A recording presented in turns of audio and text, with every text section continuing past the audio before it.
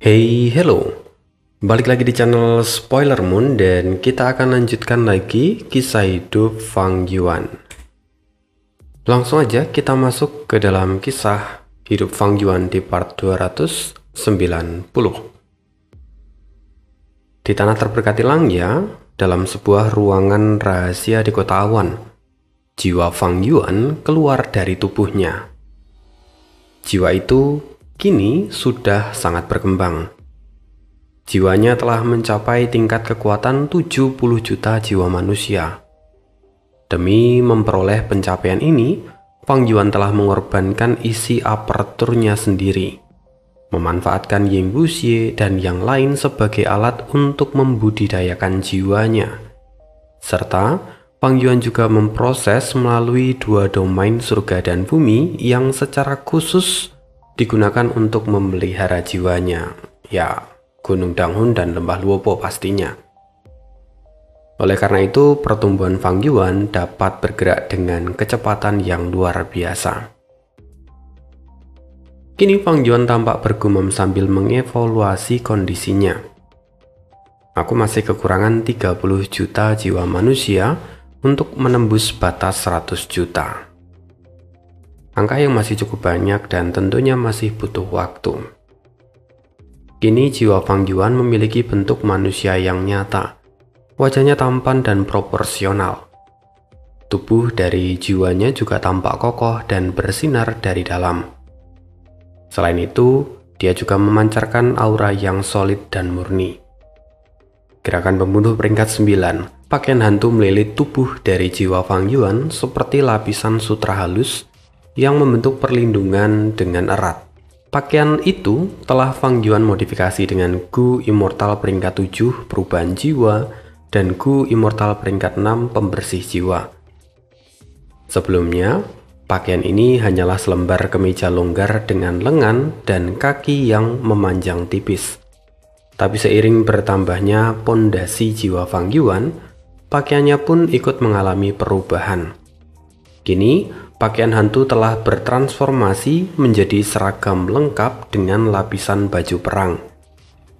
Pemandangan itu memberikan kesan yang kokoh dan kuat serta tak tergoyahkan. Inilah bentuk asli dari pakaian hantu peringkat 7. Walaupun Fang Yuan tahu wujud ini masih belum sempurna, masih ada bagian yang belum selesai. Tapi tujuan Fang Yuan kali ini bukan hanya memeriksa pertumbuhan dari jalur jiwanya. Saat ini, Fang Yuan berencana untuk mempraktekkan salah satu teknik peninggalan jiwa spektral. Split Soul atau disebut pemisah jiwa. Gerakan ini telah Fang Yuan modifikasi hingga ia bisa menggunakannya dengan apa yang ia punya sekarang. Lalu Fang Yuan pun mulai mengaktifkan gerakan itu. Dan rasa sakit yang amat dahsyat langsung melanda jiwanya. Jiwa Fang Yuan bergetar hebat, seolah terkoyak menjadi ribuan potong. Fang Yuan menggertakkan gigi dan memaksakan jiwanya untuk segera kembali ke tubuh utama. Memang ini baru pertama kali Fang Yuan mencoba mengaktifkan gerakan pembunuh pemisah jiwa.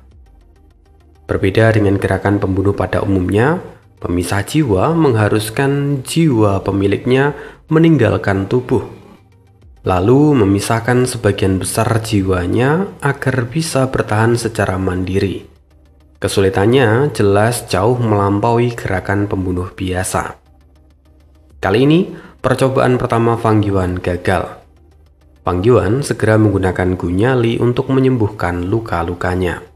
Belakangan ini, Fang Yuan memang sering melatih jalur jiwa miliknya, karena dia sudah menyelesaikan pelatihan untuk jalur pedang. Fang Yuan juga masih harus mengembangkan kekuatan di sisi yang lain agar dia tidak mudah dikalahkan. Selain itu, Fang Yuan juga mengembangkan apertur abadi miliknya. Dia sudah memutuskan untuk memilih fokus utama yang akan dia kerjakan dalam waktu dekat. Setelah mempertimbangkan berbagai opsi, Fang Yuan memutuskan untuk mengembangkan bisnis dari ikan naga. Pertama, bisnis ikan naga sudah memiliki dasar yang kuat. Selama periode ini juga, Fang Yuan telah berhasil mengembangbiakkan banyak ikan naga di dalam apertur abadinya. Kini stoknya juga berlimpah. Kedua, Fang Yuan punya pengalaman dalam bisnis ini untuk waktu yang lama. Berbeda dengan bisnis Gu Tahun yang sempat ia jalankan secara agresif, kali ini Fang Yuan punya rencana yang lebih matang dan terstruktur. Alasan ketiga, ikan naga itu memiliki karakteristik dari jalur transformasi serta membawa tanda Dao dari jalur makanan. Menurut legenda, ikan naga sendiri diciptakan oleh Gu Immortal dari jalur makan. Di saat yang sama, saat ini Fang Yuan memegang warisan jalur makanan yang paling murni. Jadi ia punya berbagai teknik rahasia yang mampu ia gunakan untuk mengembangkan ikan naga dalam skala besar. Kini Fang Yuan telah memperluas wilayah lautnya untuk mengembangbiakkan ikan naga. Dia juga memodifikasi formasi abadi untuk melindunginya. Formasi Gu abadi yang baru Fang Yuan bangun itu menggunakan Gu camilan peringkat 6, Gu sisik naga peringkat 7, Gu nafas naga peringkat 7, Gu kekuatan naga peringkat 6 sebagai intinya. Dengan tambahan 130.000 Gu fana sebagai Gu pendukung. Proses modifikasi formasi itu memakan waktu 3 hari tanpa jeda. Fang Yuan tenggelam dalam cahaya kebijaksanaan tanpa istirahat ataupun tidur. Membangun formasi itu sendiri membutuhkan 12 hari penuh. Dan setelah setengah bulan berlalu, Fang Yuan akhirnya berhasil meningkatkan skala dari titik sumber daya ikan naga. Dari yang sebelumnya ukuran besar, kini menjadi ukuran raksasa. Dengan peningkatan ini, ikan naga Fang Yuan berkembang biak dengan kecepatan yang jauh lebih tinggi. Terlebih dengan percepatan waktu yang dimilikinya di dalam apertur abadi. Fang Yuan mampu mengembangbiakkan ikan naga dengan sangat cepat. Setelah membereskan masalah ini, Fang Yuan juga mulai mencari mitra dagang yang baru untuk memasarkan ikan naga miliknya. Sekte Langya tentu menjadi sasaran utama. Dan Langya pun setuju untuk membeli pasokan ikan naga dari Fang Yuan secara berkala.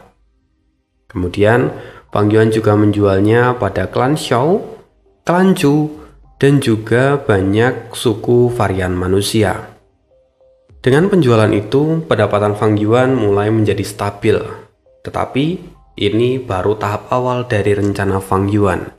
Karena inti dari rencana Fang Yuan yang sebenarnya adalah dengan menjual ikan naga ke toko kuning. Tentu saja Fang Yuan menempatkan berbagai kehendak palsu dan menyamarkan identitasnya dengan sempurna. Kali ini, Fang Yuan menggunakan pendekatan yang jauh berbeda dengan strategi agresifnya saat berbisnis Gu Tahun. Pada bisnis Gu Tahun, Fang Yuan mengandalkan kekuatan dan serangan langsung untuk mendominasi pasar. Tetapi dalam bisnis ikan naga, biaya produksinya tidak murah. Jadi Fang Yuan memilih untuk perlahan memperluas skala penjualannya. Ia sengaja menahan diri, menjaga agar pergerakan pasar tetap tenang, seakan-akan tidak ada perubahan yang berarti di toko kuning. Dengan penjualan yang santai, Fang Yuan kini memiliki banyak waktu untuk berkultivasi, sambil terus mengamati pergerakan pasar di dalam toko kuning. Sementara itu di Laut Timur, Gu Immortal You Chan namanya.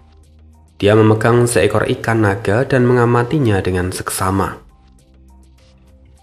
Di bawah wajahnya yang cantik, tatapannya tampak serius ketika melihat ikan naga itu. Dia memeriksanya berulang kali, sebelum akhirnya dia menyimpan ikan naga itu ke dalam apertur abadinya. Dia tampak menghela nafas panjang. Entah siapa orang ini sebenarnya. Bukan hanya ikan naga berkualitas tinggi, tetapi dia juga memiliki pasokan yang tak ada habisnya. You Chan kini tampak murung. Bagaimanapun, Yao Chan adalah penguasa bisnis ikan naga di toko kuning selama bertahun-tahun. Berbeda dengan bisnis Gu Tahun yang punya 3 raksasa pasar atau 3 penjual yang sudah terkenal, bisnis ikan naga selama ini hanya didominasi oleh Yao Chan sendiri. Semua itu terjadi karena Yao Chan adalah seorang immortal dari jalur air. Dia memiliki keunggulan alami dalam mengembangbiakan ikan naga. Ditambah lagi, ia menguasai wilayah laut yang dikenal sebagai pusat produksi dari ikan naga. Selain itu, Yao Chan juga memiliki keterampilan sosial yang luar biasa dan kemampuan observasi yang tajam. Sifatnya yang hati-hati dan kemampuannya dalam menilai orang benar-benar membantunya mempertahankan posisinya di puncak pasar. Namun, kali ini, kehadiran Fang Yuan mulai menggoyahkan dominasinya. Yao Chan sudah menyelidiki identitas Fang Yuan, bahkan dia pun menyamar sebagai pembeli yang penasaran. Tapi Fang Yuan sangat berhati-hati. Dia tidak memberikan celah sedikit pun pada Yao Chan.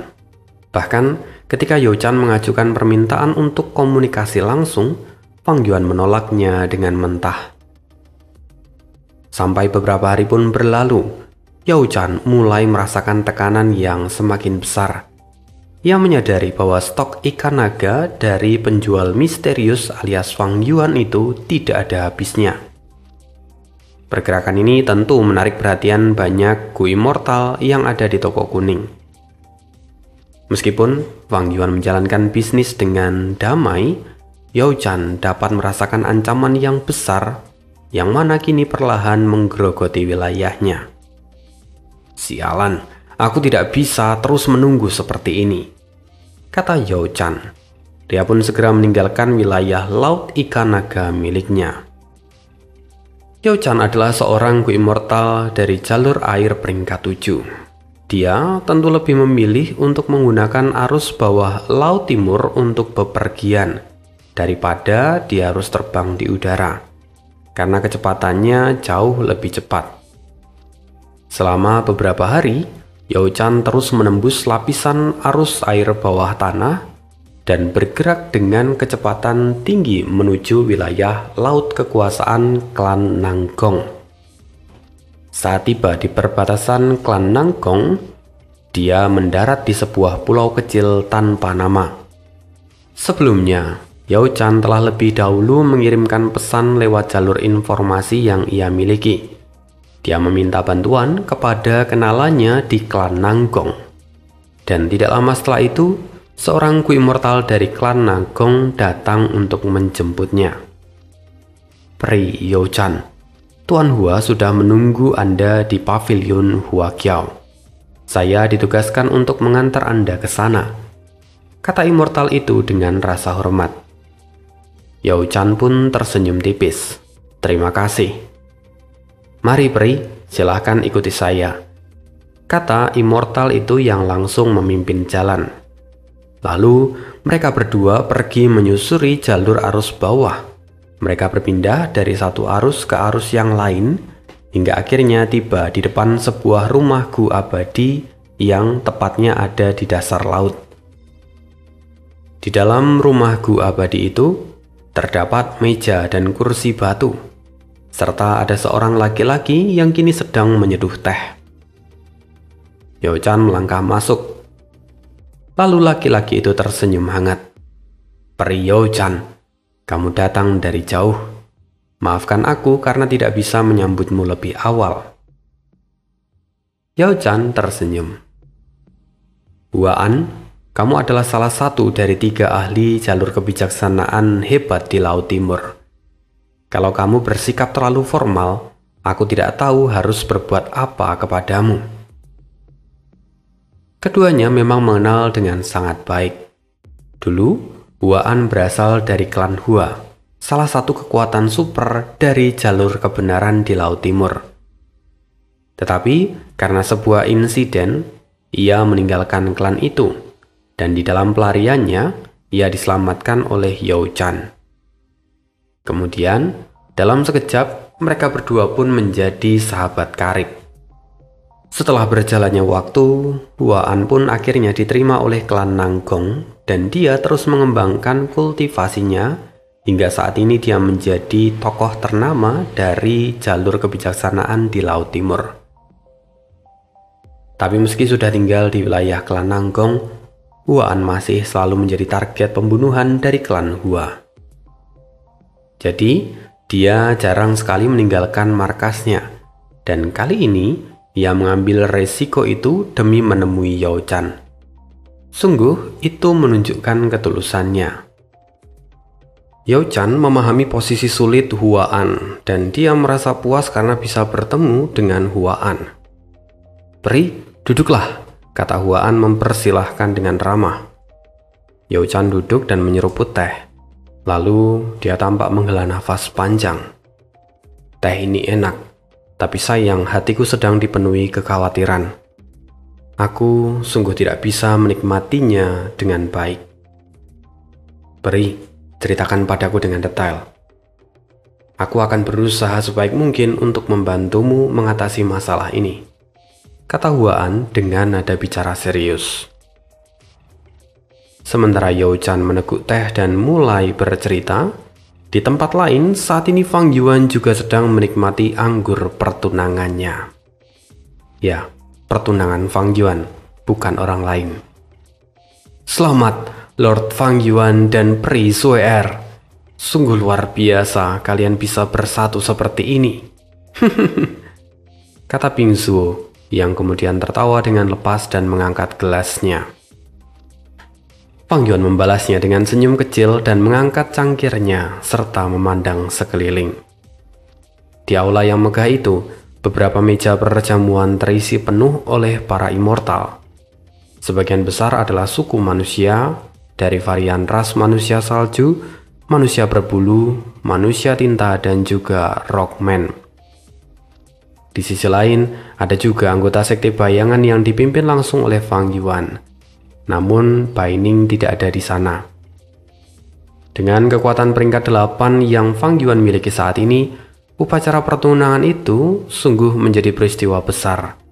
Hampir semua immortal dari aliansi varian manusia datang ke tempat itu. Para manusia salju tentu bersorak gembira. Namun di saat yang sama, ekspresi para rockman terlihat suram. Bagi manusia salju, pertunangan ini adalah kabar baik yang luar biasa. Tapi bagi para rockman, menyaksikan tetangga mereka yang dulu mereka tekan dan kini mendapatkan peringkat 8, itu sungguh adalah mimpi buruk yang menjadi kenyataan. "Tetua Bing Yuan, sungguh luar biasa apa yang kau lakukan kali ini. Aku sungguh terkesan." Di meja jamuan itu, tetua tertinggi dari rockman, Si Song, bicara dengan suara datar dan penuh dengan sindiran. Bing Yuan sendiri adalah kakek dari Suer. Dia adalah otak di balik pertunangan ini. Dialah yang memprakarsai dan merancang seluruh perjanjian antara mereka dengan Fang Yuan. Dan kini, mereka sudah mulai melihat hasilnya. Ini semua berkat cucuku. Kalau dipikir-pikir, sebenarnya kami manusia salju yang diuntungkan dalam perjanjian ini, kata Bing Yuan sambil menanggapi dengan tenang, seolah-olah dia tidak terpengaruh oleh nada sinis yang dikeluarkan Si Song. Pandangannya kemudian beralih ke arah meja utama. Di sana dia bisa melihat Fang Yuan duduk dengan tenang di kursi kehormatan. Suer pun duduk di sisinya. Wajahnya tampak tegang dan gelisah. Bing Yuan tersenyum di luar, tetapi jauh di dalam hatinya dia dipenuhi dengan kecemasan. Ini bukan pernikahan seperti yang ia harapkan, hanya sekedar pertunangan. Tetapi Bing Yuan sudah bisa merasakan betapa lihainya Fang Yuan. Hanya untuk mencapai tahap tunangan saja, manusia salju telah membayar harga yang sangat besar. Bahkan setelah perundingan yang sulit dan alot, pada akhirnya para manusia salju hanya bisa menyerah. Fang Yuan mendapatkan sumber daya baru, sementara suku manusia salju memperoleh perlindungan dari Fang Yuan. Tapi, apakah ini benar?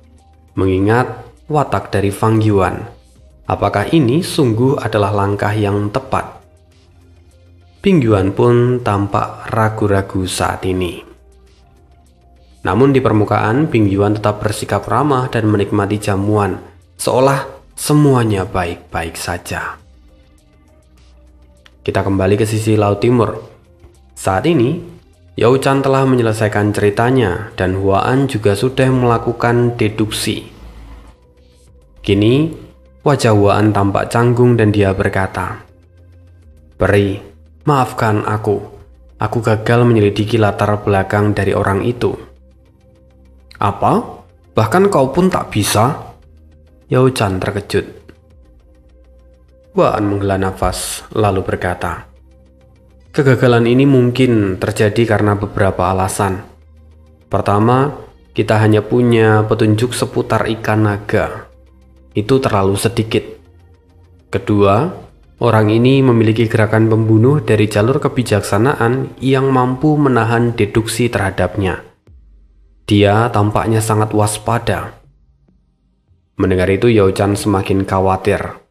Kalau musuh memiliki pertahanan dari jalur kebijaksanaan, itu artinya musuh sudah punya persiapan yang lebih matang, atau setidaknya dia memiliki kekuatan besar yang melindunginya dari balik layar. Yao Chan tampak tak percaya dan dia berkata, "Tunggu, mungkinkah tingkat pencapaian orang itu dalam jalur kebijaksanaan jauh melebihi milikmu? Kamu adalah salah satu dari 3 ahli jalur kebijaksanaan terhebat di Laut Timur. Apakah benar kamu sungguh tidak bisa menembus pertahanannya?" Huaan menggelengkan kepala.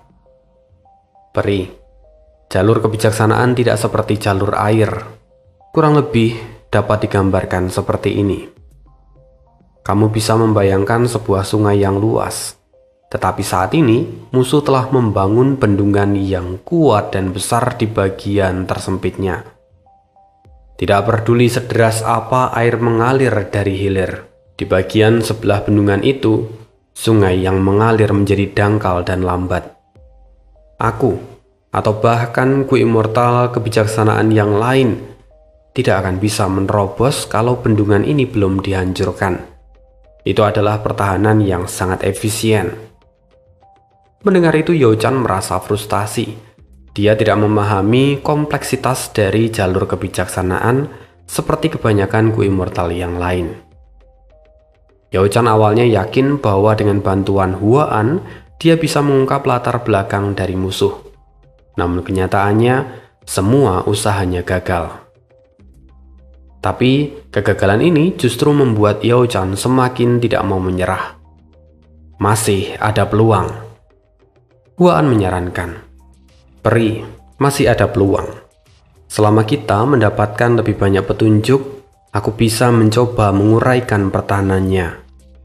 Walaupun petunjuk itu ukurannya kecil, kalau jumlahnya ada cukup banyak, aku yakin kita bisa menemukan celahnya." Mendengar itu, Yao Chan pun mengangguk. "Baiklah, tunggu sebentar, aku akan mencoba mencarinya." Yao Chan segera mengirimkan kesadarannya ke toko kuning untuk mencari kehendak Fang Yuan. Dan tak lama setelah itu, kehendak Fang Yuan muncul lalu menanggapi Yao Chan. "Yao Chan, berhentilah mengujiku. Tunggu saja, aku pasti akan menguasai bisnis naga ikan ini." Mendengar pernyataan dari kehendak Fang Yuan, Yao Chan terkejut. Mendengar itu, ekspresi Huaan langsung berubah menjadi tegang. "Ini sepertinya latar belakang orang itu jauh lebih dalam daripada yang kita bayangkan." Yao Chan bergumam, "Bagaimana bisa? Dalam bisnis ikan naga, akulah yang nomor 1. Mustahil ada orang yang berani menjadi pesaingku kalau dia tidak punya latar belakang yang kuat." Huaan menggelengkan kepalanya. "Tidak, bukan itu maksudku." Aku bicara tentang pencapaiannya dari jalur kebijaksanaan. Orang itu pasti telah memperhatikan deduksi yang kulakukan sebelumnya, dan dia bahkan melakukan deduksi balik pada kita. Oleh karena itulah, dia menemukan identitasmu. Aku sudah sangat berhati-hati, tetapi dia tetap berhasil menembusnya. Artinya, pencapaian yang ia miliki mungkin sudah melampauiku. Apa? Yao Chan semakin terkejut. Dia tidak menyangka. Bukan hanya gagal menemukan identitas musuh, tapi justru kini dirinya sudah terungkap lebih dahulu. Kita kembali ke dataran es utara. Kini perjamuan di sana berlangsung dengan meriah, diwarnai dengan tawa, kegembiraan, dan suasana hangat yang memenuhi aula. Namun, di balik kemeriahan itu, upacara pertunangan ini memiliki dampak politik yang sangat dalam. Tidak hanya bagi aliansi varian manusia, tetapi juga bagi Fang Yuan sendiri. Fang Yuan yang selama ini berada dalam posisi yang canggung, akhirnya telah menancapkan eksistensinya di antara para ras varian manusia. Melalui pertunangan ini, dia secara resmi menembus lingkaran dalam para ras manusia. Sebelumnya, Fang Yuan hanyalah bagian dari sekte Langya, atau bisa disebut outsider. Tetapi sekarang, dia sudah mengikat hubungannya dengan para ras varian manusia melalui SWR. Tentu saja, akar dari semua ini adalah karena aku memiliki kekuatan pertempuran peringkat 8. Gumam Fang Yuan yang menyadari hal ini dengan sangat jelas. Bagaimanapun, di duniaku, siapa yang punya kekuatan, dialah yang berkuasa. Jika seseorang cukup kuat, tidak ada yang bisa menolaknya. Itulah kenyataan. Fang Yuan mengalihkan pandangannya sejenak. Terpikir olehnya, kalau Yao Chan tahu aku memiliki kekuatan peringkat 8, akankah dia mundur? Bagaimanapun bisnis ikan naga adalah fokus pengembangan apertur Fang Yuan saat ini. Kalau Yao Chan memutuskan untuk mundur, itu akan sangat menguntungkan bagi Fang Yuan. Walaupun Fang Yuan tahu betul kalau wanita itu tidak akan menyerah dengan mudah. Fang Yuan tersenyum tipis dan menggeleng perlahan. Toko kuning adalah pasar bebas terbesar di duniaku. Bahkan Ku Immortal peringkat 6 berani bersaing terbuka dengan Ku Immortal peringkat 8. Bahkan mereka pun tak ragu untuk memprovokasi orang-orang yang memiliki kultivasi lebih tinggi. Bahkan tempat ini adalah tempat yang tidak bisa dikuasai oleh pengadilan surgawi sekalipun. Yao Chan, salah satu dari 6 keindahan Laut Timur. Dia juga adalah pemilik esensi emas 1000 jenis. Fisik ekstrim yang berikutnya. Fang Yuan kini bersulang dengan para tamu sambil memikirkan masalah Yao Chan dengan diam. Kebanyakan orang tidak mengetahui rahasia ini. Tetapi setelah Fang Yuan mendapatkan warisan dari Sekte Bayangan, Fang Yuan mendapatkan banyak informasi penting. Salah satunya adalah tentang rahasia terbesar dalam hidup Yao Chan. Dia punya salah satu dari 10 fisik ekstrim yang dikenal dengan nama fisik esensi emas 1000 jenis. Rahasia ini telah ia sembunyikan dengan sangat rapat oleh Yao Chan. Namun Sekte Bayangan memiliki metode khusus untuk melacak para pemilik fisik ekstrim. Dalam proses perbaikan Gu Janin Abadi Berdaulat, Sekte Bayangan memang memerlukan 10 fisik ekstrim, dan karena itu mereka memiliki catatan tentang semua pemilik fisik ekstrim, termasuk salah satunya adalah Yao Chan.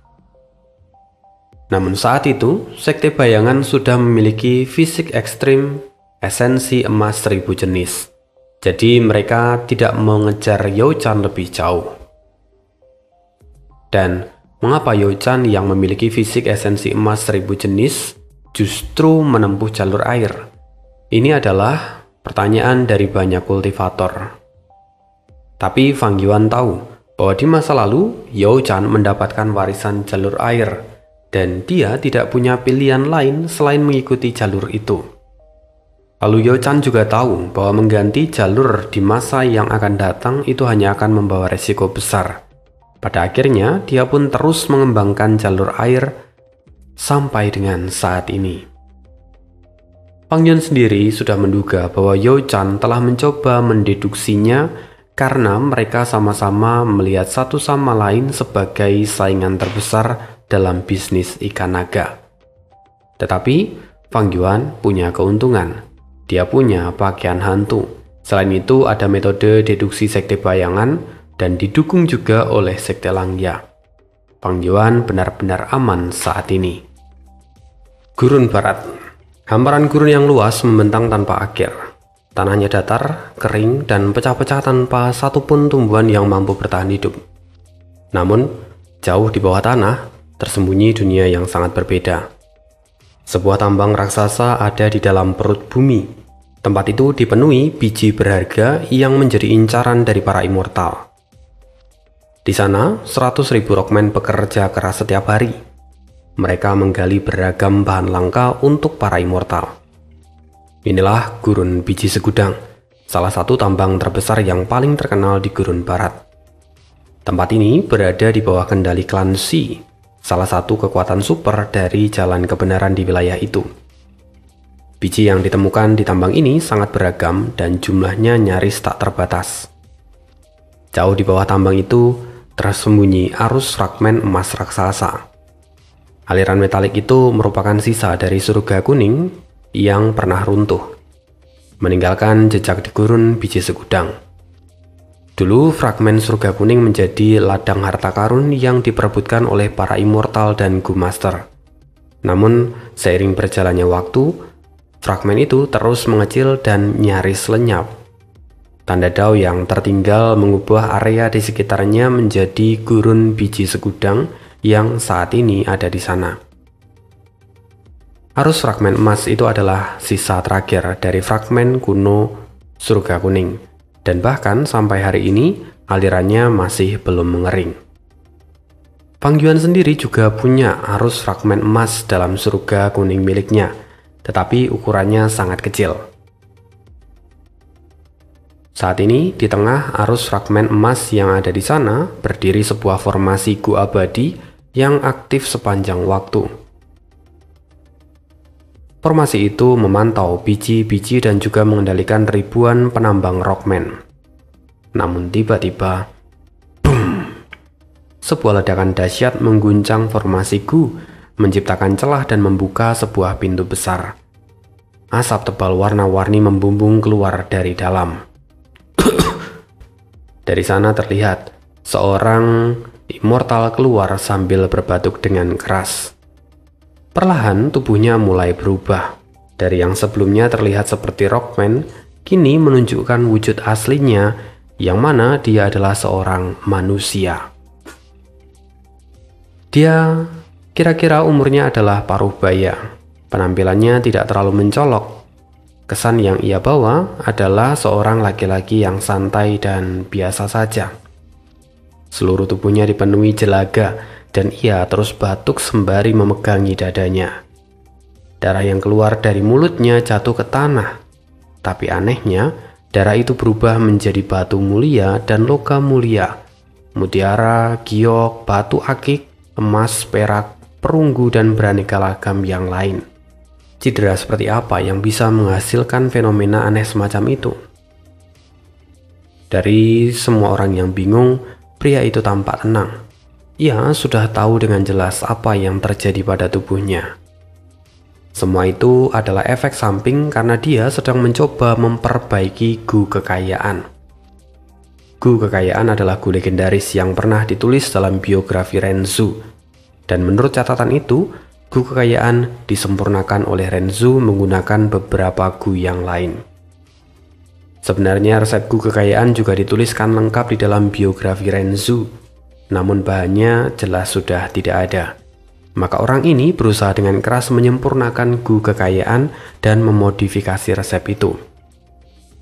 Apa alasan orang ini begitu keras dalam mencoba menyempurnakan Gu Kekayaan?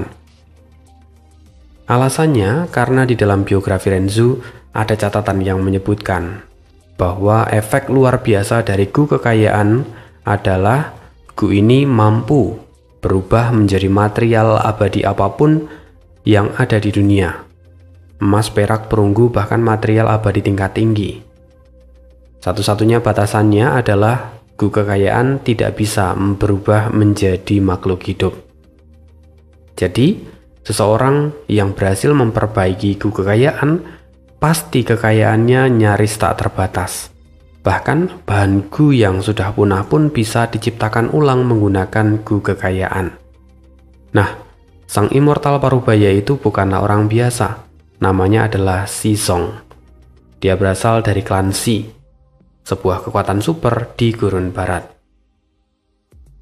Sayangnya latar belakang Shizong ini tidak terlalu bagus. Ayahnya dianggap sebagai pemberontak dan dia dibuang oleh klan Shi. Oleh karena itu, Shizong mencoba membangun kekuatannya sendiri dan kali ini dia bertujuan untuk mendapatkan Gu Kekayaan. Shizong tahu betul bahwa fondasi dari seorang immortal terletak pada pengelolaan apertur abadi miliknya. Kekuatan pertempuran setinggi apapun tak akan bertahan lama jika fondasi ekonominya rapuh. Seperti membangun istana megah di atas pasir, semuanya akan runtuh seiring berjalannya waktu. Ia tahu usahanya berbahaya.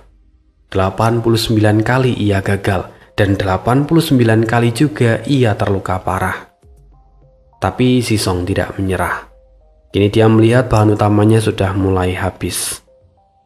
Dia berpikir, resep ini masih belum sempurna. Mungkin aku harus menambahkan Gu umur juga, pikir Shizong. Kini Shizong berada di situasi yang sulit. Dia sudah tidak bisa kembali lagi. Ini adalah jalan yang harus ia tapaki sendiri. Setelah menghitung waktunya lagi, Shizong menyadari bahwa ini adalah waktu untuk memberi makan Gu miliknya. Shizong mewarisi Gu immortal dari keluarganya. Harta karun yang membuat banyak immortal dari klan Shi merasa iri. Lalu saat dia memeriksa persediaannya sendiri, Shizong mengerutkan kening. Persediaan makanku sudah hampir habis. Aku harus segera membelinya di toko kuning. Shizong lalu kemudian terhubung ke toko kuning. Dia mencari satu item yang disebut dengan ikan naga. Inilah targetnya. Pertama-tama, Shizong mendatangi kios milik Yao Chan. Yao Chan dikenal luas sebagai penjual ikan naga nomor 1 di toko kuning. Selama ini Shizong juga selalu membeli dari Yao Chan, karena memang reputasinya terpercaya. Tapi hari ini, Shizong memutuskan untuk membandingkan harga dan melihat-lihat terlebih dahulu. Tidak lama, dia pun menemukan kios lain. Ada yang menjual ikan naga juga di sini. Jumlahnya juga banyak. Shizong memeriksa dengan teliti dan dia terkejut karena ikan naga di kios ini memiliki jumlah dan kualitas yang setara dengan milik Yao Chan. Tunggu, kedai ini bahkan terlihat lebih ramai. Shizong melihat banyak kehendak immortal yang berkumpul di sana. Beberapa bahkan sedang terlihat bernegosiasi. Tidak lama setelah itu, sebuah kehendak immortal menghampiri dia. Teman, apa kau juga ingin membeli ikan naga? Bagaimana kalau kita membelinya bersama supaya harganya lebih murah? Apa maksudmu? Tanya Shizong yang tampak kebingungan. Tampaknya setelah dia berkultivasi ada banyak sekali hal yang berubah di toko kuning. Lalu kehendak immortal itu menjelaskan, kau belum tahu, penjual di sini menerapkan sistem pembelian kolektif. Semakin banyak jumlah yang kau beli, semakin murah harganya. Kalau kita membeli bersama dan melampaui batas minimum, maka kita bisa mendapatkan harga yang jauh lebih murah. Mendengar itu, Shizong memuji. Metode ini sungguh luar biasa. Penurunan harga dengan cara ini bisa meningkatkan volume penjualan. Dan meski keuntungan per itemnya menjadi lebih kecil, tetapi total pendapatannya justru meningkat. Dibandingkan dengan perang harga Gu tahun, ini jauh lebih cerdas dan elegan. Lebih dari itu, metode ini juga memicu efek promosi alami. Orang yang ingin harga lebih murah pasti akan mengajak temannya atau bahkan orang asing untuk membeli bersama. Ide dari penjual ini sungguh luar biasa. Semakin Zizong memikirkan hal itu, semakin dia merasa kagum. Tidak heran kalau kios ini sekarang lebih ramai daripada milik Yao Chan. Akhirnya Zizong dan Immortal yang tadi kemudian membeli bersama. Jumlahnya ada sekitar 100.000 ikan naga. Dan setelah membaginya, mereka berdua pun akhirnya berpisah. Metode Fang Yuan memang sungguh luar biasa. Bagaimanapun di kehidupan sebelumnya, 500 tahun dia menjadi seorang pedagang. Otomatis, dia memiliki banyak metode yang bisa ia gunakan. Dan terbukti, sangat efektif untuk menarik pelanggan. Saat ini, lapak Fang Yuan memiliki banyak pembeli. Namun, itu tidak serta-merta mengambil semua pelanggan dari Yao Chan. Pelanggan Yao Chan masih tetap ada yang beli. Dan Fang Yuan tidak mempermasalahkan itu. Kali ini, dia menjual dengan lebih santai. Walaupun nantinya secara perlahan Yao Chan akan ditinggalkan. Semuanya hanya menunggu waktu. Yao Chan pasti akan semakin gelisah. Sementara itu di sisi lain, Fang Yuan didukung oleh formasi jalur makan yang ia punya. Dengan begitu, budidayanya jauh lebih efisien dan juga hemat. Pada akhirnya, keuntungan Fang Yuan jauh lebih besar. Dan itulah rencana Fang Yuan untuk penjualan ikan naga di toko kuning. Dominasi ikan naga oleh Fang Yuan akan dimulai. Dan sekian kisah hidup Fang Yuan hari ini. Kita akan sambung lagi kisahnya di part berikutnya. Terima kasih. See you again in the next video, dan bye.